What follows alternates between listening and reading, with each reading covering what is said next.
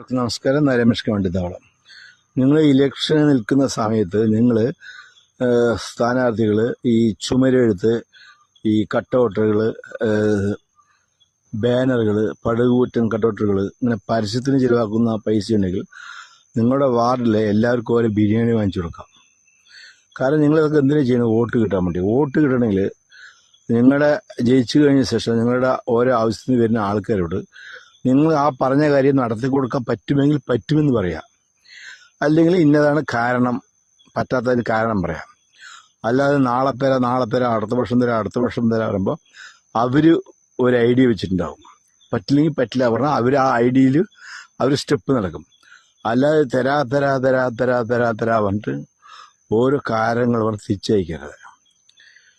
നിങ്ങൾ അതുപോലെ തന്നെ ഈ ഇലക്ഷന് മുമ്പ് എത്ര ജനങ്ങളോട് എങ്ങനെ ചിരിച്ച് സംസാരിച്ച് സ്നേഹത്തോടെ സംസാരിക്കുന്നു, അതുപോലെ ബാക്കിയുള്ള 5 വർഷം നിങ്ങൾ ഭരിക്കുമ്പോഴും അതുപോലെ സംസാരിക്കൂ.